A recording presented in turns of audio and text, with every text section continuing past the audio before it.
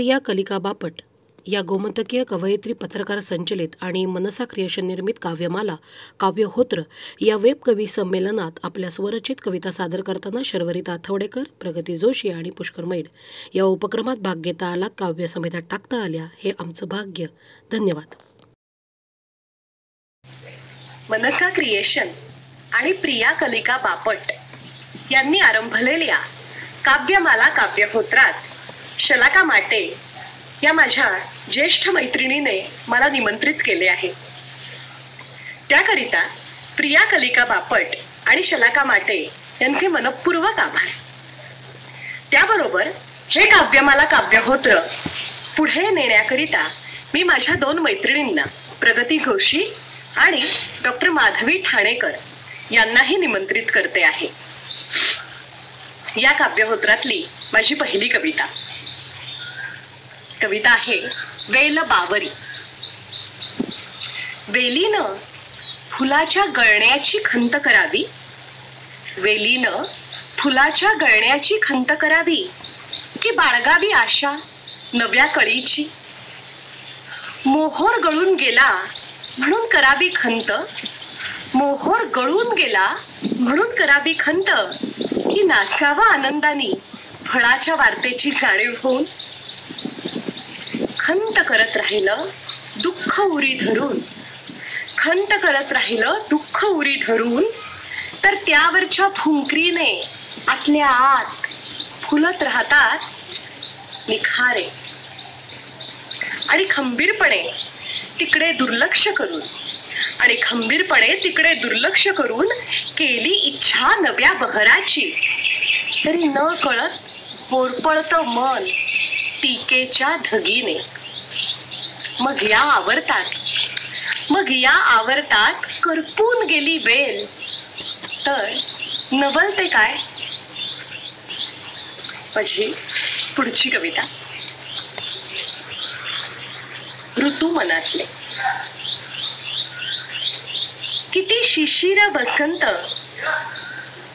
किती उन्हाळे हिवाळे, किती शिशिर वसंत, किती उन्हाळे हिवाळे, किती श्रावण पर्जन्य आत मनात लपले.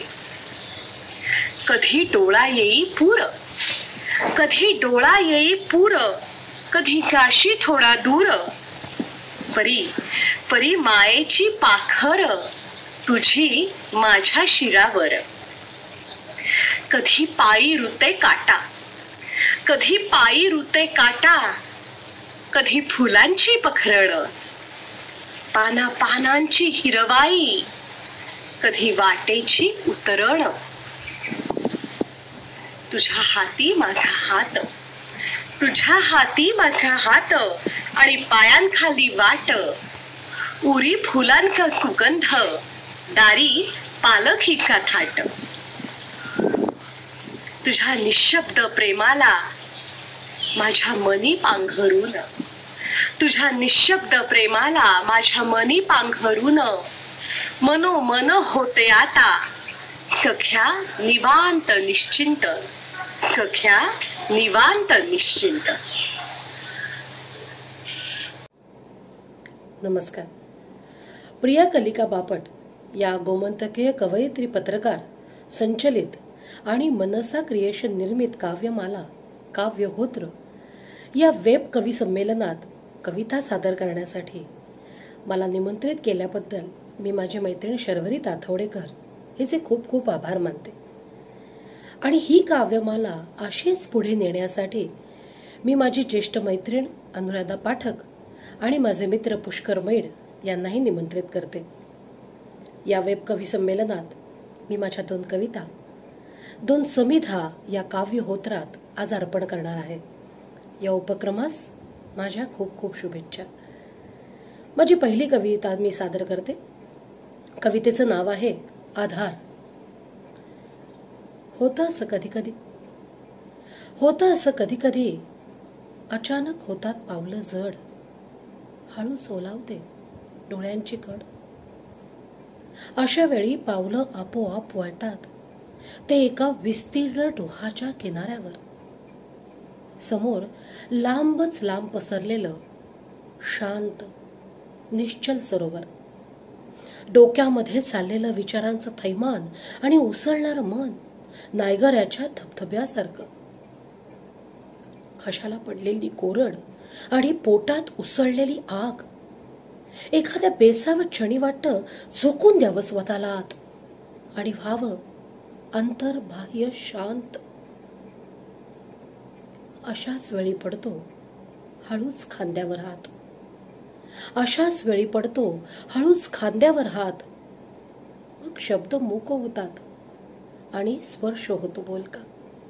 म्हणतो, चल डोळे पुसून टाक आणि पुन्हा नव्या दमानं चालू लाग आपली वाट.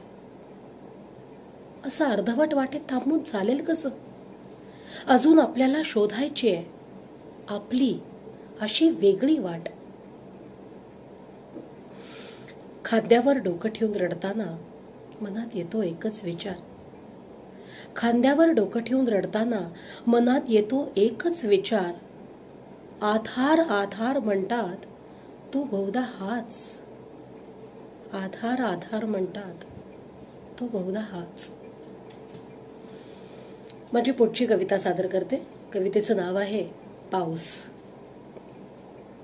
पाऊस कधी उन्मादकपणे कोसळणाऱ्या धबधब्यासारखा, पाऊस कधी उन्मादकपणे कोसळणाऱ्या धबधब्यासारखा, तर कधी दाटून आलेल्या हुंदक्यासारखा, कधी सिंड्रेलाच्या परिकथेप्रमाणे स्वप्नील, तर कधी वाऱ्यासारखा बेभान. पाऊस कधी पार्थाच्या क्षरासारखा छिन्न विछिन्न करणारा, पाऊस कधी पार्थाच्या क्षरासारखा छिन्न विछिन्न करणारा, तर कधी विरहिणीला भेटायला आलेला प्रेमळ प्रियकरच. पाऊस पाऊस कधी चर्चमधील प्रार्थना घंटे इतका गंभीर, पाऊस कधी चर्चमधील प्रार्थना घंटेसारखा गंभीर, तर कधी गालात हसणाऱ्या कृष्णासारखा मिश्किल. पाऊस पाऊस कधी कागदाच्या नावेबरोबर अलगद वाहून गेलेल्या बालपणासारखा, पाऊस कधी कागदाच्या नावेबरोबर वाहून गेलेल्या बालपणासारखा, तर कधी मनात नकळत फुललेल्या तारुण्यासारखा. पाऊस कधी मोनालिसाच्या हास्या इतका लोभस, पाऊस कधी मोनालिसाच्या हास्या इतका लोभस, तर कधी मनातल्या भावने इतका उत्कट. पाऊस पाऊस कधी आठवणींमध्ये रमून जाणारा, पाऊस कधी आठवणींमध्ये रमून जाणारा, तर कधी भविष्यकालीन आशा फुलवणारा. पाऊस कधी ऑफिसवरच्या वाटेवर भेटणाऱ्या आगंतुक शत्रूसारखा, पाऊस कधी ऑफिसच्या वाटेवर भेटणाऱ्या आगंतुक शत्रूसारखा, तर कधी आपल्या डोळ्यांबरोबर बरसणारा जीवलग सखाच. पाऊस पाऊस कधी मृत्यूसारखा अकल्पित, पाऊस कधी मृत्यूसारखा अकल्पित, तर कधी खऱ्या झालेल्या स्वप्नांसारखा. पाऊस पाऊस कधी असा कधी तसा, पाऊस कधी असा कधी तसा, अगदी तुझ्या माझ्यासारखा, अगदी तुझ्या माझ्यासारखा. धन्यवाद. नमस्कार मंडळी. प्रिया कलिका बापट संचालित मनसा क्रिएशन निर्मित काव्यमाला काव्यहोत्र या वेब कवी संमेलनासाठी कविता सादर करण्यासाठी मला निमंत्रित केल्याबद्दल माझी मैत्रीण प्रगती जोशी हिचे मी खूप खूप आभार मानतो.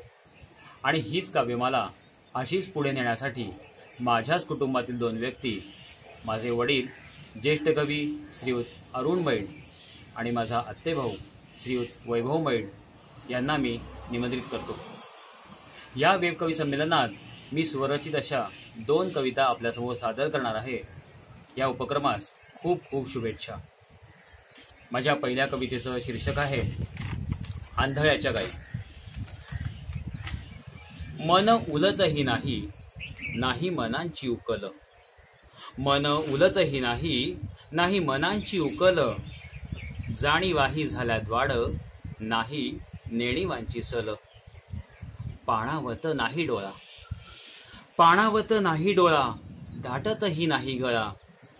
आंधळ्याच्या गाई कोणी, राखायच्या रे सावळ्या. माती मोल झाली नाती, जोर लक्ष्मीचा भारी.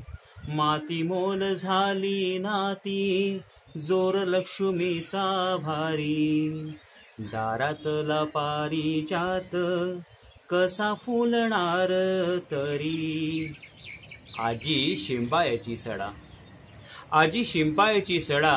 माझ्या गावाकडं घरा, आता पोळतात पाय, फोड येती पायतळा.